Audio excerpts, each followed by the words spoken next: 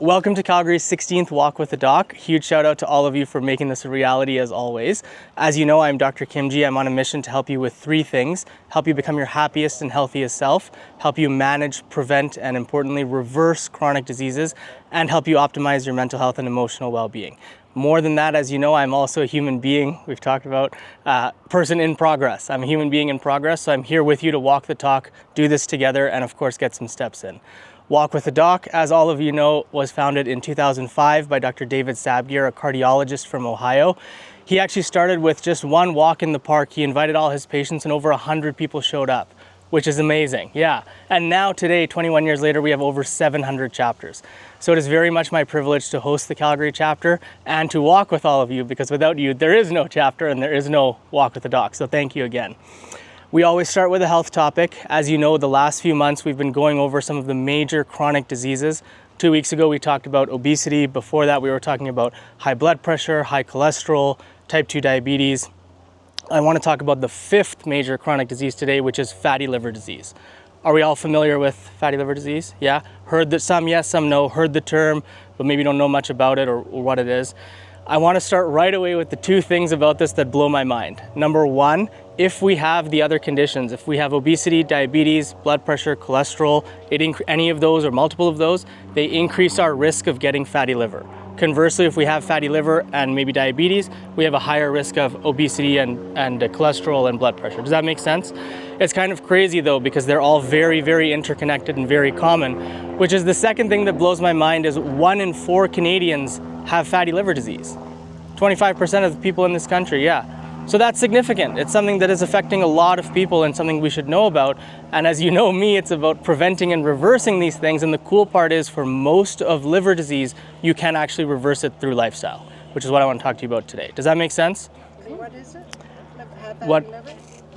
What is it? Yeah. That's a great question. That's the next thing I'm going to tell you is what is fatty liver disease? I use the term fatty liver disease because I find it's a simple way to describe what it is. And simply what it is a healthy liver that has new fat deposits or fat buildup in the cells of the organ. Inside the liver? Both. Great question. It can be the cells inside the organ and the cells on the surface of the liver. Does that make sense?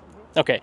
I do think it's important though to know the medical jargon term for this condition. Why? Because it actually helps us understand the disease process.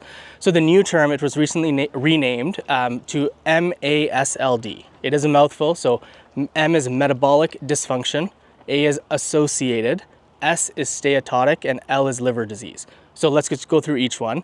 Metabolic dysfunction means the damage or disruption or how impaired or negatively impacted your metabolism is. That can take many forms. Maybe your endocrine system, including your hormones, pathways like insulin resistance, which are underlying in these chronic diseases, including fatty liver disease. So it's something that disrupts your metabolism. Associated with. Steatotic is the medical term for fatty, and liver disease is disease of the liver or condition. Does that make sense? So MASLD, and I think it's great that they renamed it to this because it shows us the underlying mechanisms, how it's disrupting metabolism, which then ties into how it actually is interlinked to the other chronic diseases. Because obesity, diabetes, blood pressure, cholesterol, all have that same underlying pathophysiology and metabolic disruption. Still with me? Okay.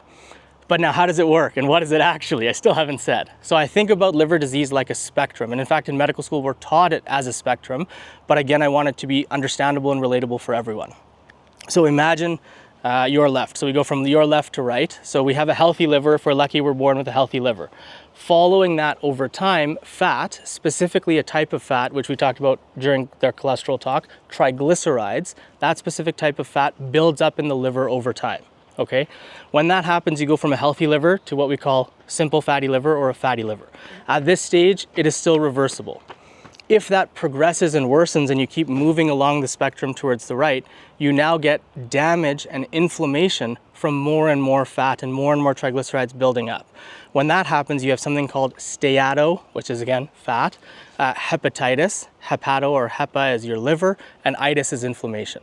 So that's the inflammation and damage that follows after too much buildup and accumulation of fats or triglycerides. With me still? At this stage, still reversible through your lifestyle. If it unfortunately gets worse, or God forbid something keeps progressing and we keep getting more and more fat buildup, more and more damage to the liver, more and more inflammation, we eventually get into something called fibrosis. Has anyone heard of that for the liver? Some yes, some no. Fibrosis is the medical term for scarring, and fibrosis is very important in the progression of liver disease because that's when your liver starts to harden and stiffen and fibrose and scar. And when that happens, it now becomes higher risk for the other diseases at the end of the spectrum, which I'll tell you about, but also it becomes harder to reverse. Now, if you catch this stage early of steatohepatitis, you can actually still reverse it with lifestyle if it's not advanced enough, and again, you get that early screening. If again, make sense? If again we still progress further, then you're starting to get into trouble now of something called cirrhosis, which is end-stage liver disease, right? And that's something we've definitely heard of, we maybe know people with, unfortunately, we do not want. And if cirrhosis progresses, I mean end-stage liver disease, you can hear it in that description itself. For some, that even progresses to what we call hepatocellular, cells of the liver, carcinoma, bad type of cancer. Liver cancer, as you may know, is one of the worst prognosis to ever get, one of the shortest time frames you'll have. If there's different stages, but it's one of the most horrible cancers out there. So this spectrum takes us again from healthy liver all the way up to liver cancer. Does that make sense? We don't obviously want to move on that spectrum. You can reverse it. You can see almost 3/4 of that way purely through your lifestyle. Good? Yeah, so that's what it is, how it works. Before we get into what you can do about it and how you actually reverse it, there's two last things I want to share, which is how and why does the fat even build up in the liver in the first place? So this is where your risk factors come in. Remember, as I said at the beginning, other chronic diseases increase our risk of fatty liver disease. So if we have type 2 diabetes, if we have obesity, if we have high cholesterol, high blood pressure, or a combination of those, then we're at higher risk of more and more triglycerides and fats building up in the liver. Does that make sense? And think about one layer behind that. Anything that puts you at risk for those conditions, right?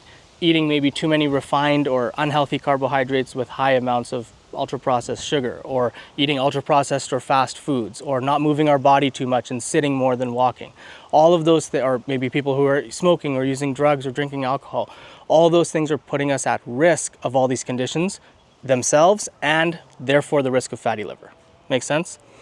The second thing then is, as you know also from diabetes and cholesterol, these tend to be silent killers and silent chronic diseases. Fatty liver doesn't jump up and down and scream, hey, you have a fatty liver, do something about it.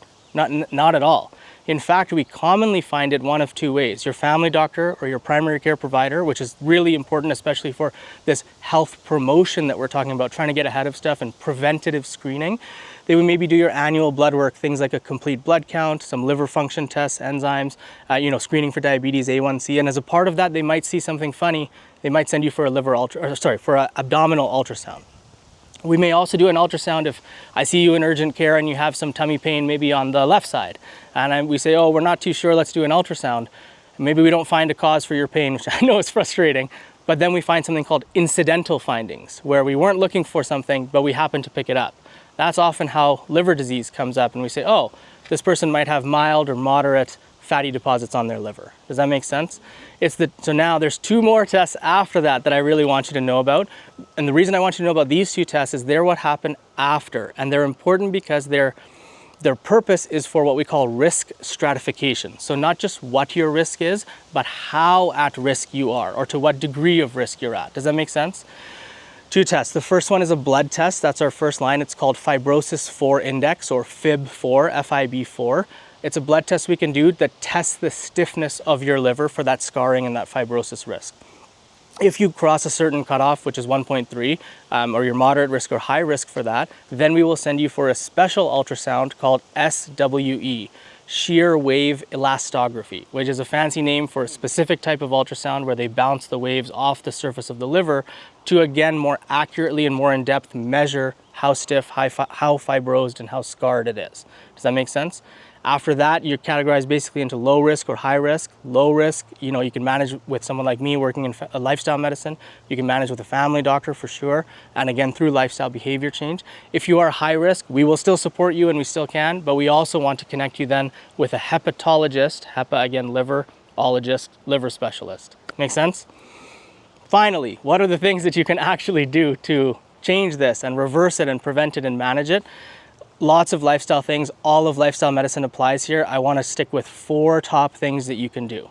Movement, nutrition, maintaining a healthy weight or a certain amount of weight that you can lose that actually will literally reduce your risk, and then managing the other chronic diseases or the risk of those that you might have. So let's quickly talk about each one. Movement, exactly what we're doing today. You know the targets, I'm sure. You're aiming for a minimum of 150 minutes a week of moderate intensity, getting your heart rate up to an appropriate level.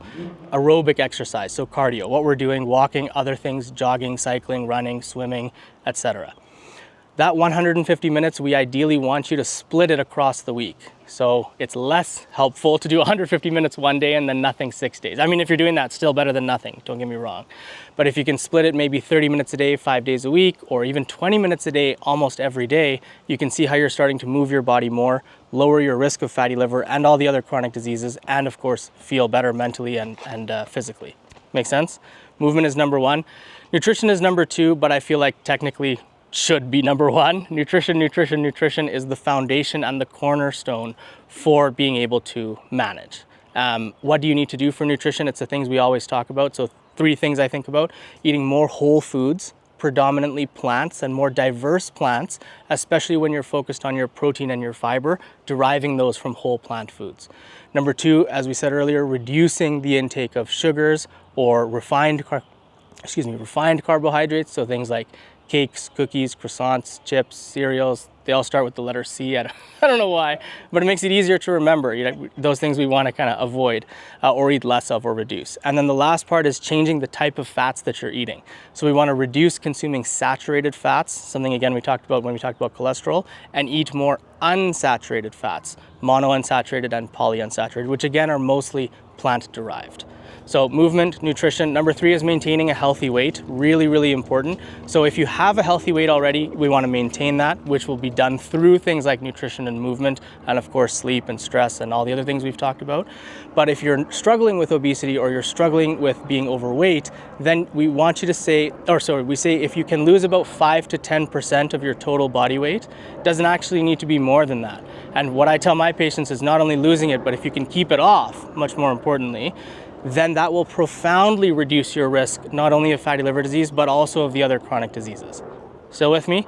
The very last one is that the risk of the other chronic diseases. Do everything in your power, whether that's changing behavior, changing your lifestyle, 1 extra walk, 1 extra glass of water, 1 extra hour of sleep, anything that moves you in that progress direction rather than the all or nothing mindset to reduce your risk of the other chronic diseases, including liver disease.